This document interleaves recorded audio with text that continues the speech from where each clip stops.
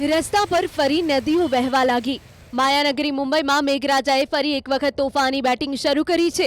આ દ્રશ્યો ભિવંડીના છે, જ્યાં મેઘરાજાએ ધબધબાટી બોલાવી.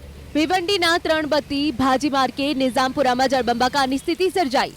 આમપાડા, ખંડુપાડા રોડ અને વણજાર પટ્ટી વિસ્તારમાં સ્થળ ત્યાં જળની સ્થિતિનું નિર્માણ થયું.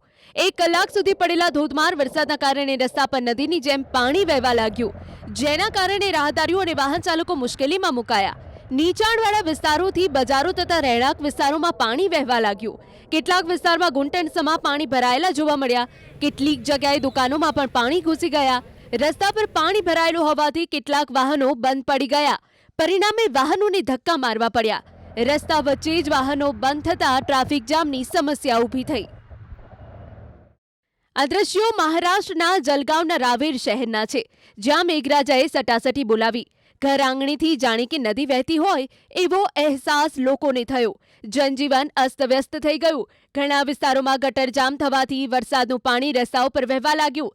નાગઝીરી નદીમાં જળસ્તર વધી ગયું, જેના કારણે નદી કાંઠાના વિસ્તારોમાં રહેતા લોકોમાં ફફડાટ ફેલાયો. કેટલાક વિસ્તારોમાં ઘરોમાં પાણી ઘૂસી જવાથી લોકોને મોટું નુકસાન ભોગવવું પડ્યું. ઘરમાં પાણી ઘૂસી જતા શિવાજી ચોકમાં રહેતા લોકોને ભારે મુશ્કેલીનો સામનો કરવો પડ્યો. ઉપરાંત ભગવતી નગર વિસ્તારમાં એક નાળિયેરના ઝાડ પર વીજળી પડી. સદભાગ્યે કોઈ જાનહાનિ થઈ નથી. પરાચા ગણપતિ વિસ્તારમાં ભારે જળબંબાકારના કારણે વાહન વ્યવહાર પણ ખોરવાયો, જેનાથી નાગરિકોને ભારે હાલાકીનો સામનો કરવો પડ્યો. મહારાષ્ટ્રના અક્કલકોટ તાલુકામાં પણ ધોધમાર વરસાદ વરસ્યો. તાલુકાના અનેક ગામોમાં અનરાધાર વરસાદના કારણે સ્થળ ત્યાં જળની સ્થિતિનું નિર્માણ થયું. ગોગાંવ ગામ નજીક ભારે વરસાદ બાદ નદી નાળા છલકાયા. ગોગાંવ ગામને જોડતો પુલ પાણીમાં ડૂબી ગયો, જેના કારણે વાહન વ્યવહાર પ્રભાવિત થયો. મહારાષ્ટ્રના લોનાવાલામાં એક જ દિવસમાં 5 ઇંચ વરસાદ ખાબક્યો, જેના કારણે ખેડૂતોમાં આનંદની લાગણી પ્રસરી છે. રસ્તા પર પાણી વહેવા લાગ્યું. કુદરતી ધોધ ફરીથી વહેતા થયા છે. વાવણીની રાહ જોઈ રહેલા ખેડૂતોના ચહેરા ચમકી ઉઠ્યા છે.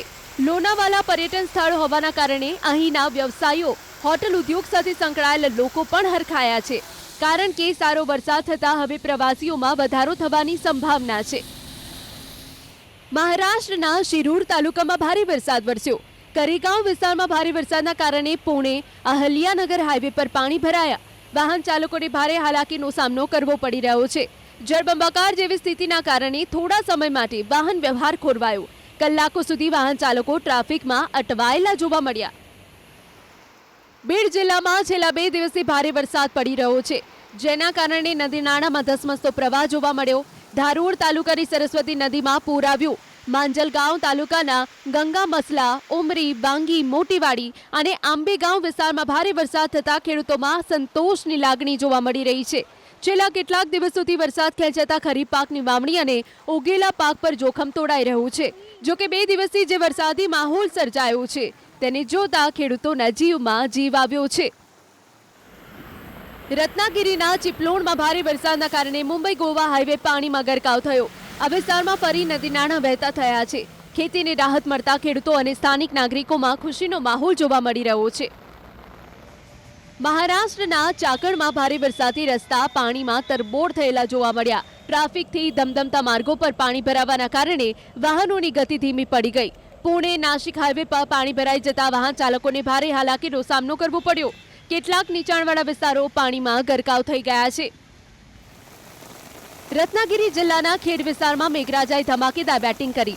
સતત 2 થી 2.5 કલાક સુધી વરસેલા ભારે વરસાદના કારણે અનેક નીચાણવાળા વિસ્તારો પાણીમાં ગરકાવ થયા. શહેરના રસ્તાઓ પર પાણી ફરી વળ્યું. ખેડ સવાણી માર્ગ પર ઘૂંટણસમાં પાણી ભરાતા કેટલીક જગ્યાએ વાહન વ્યવહાર સંપૂર્ણ ઠપ થઈ ગયો, જ્યારે અનેક વાહનોને અત્યંત ધીમી ગતિએ પસાર થવું પડ્યું.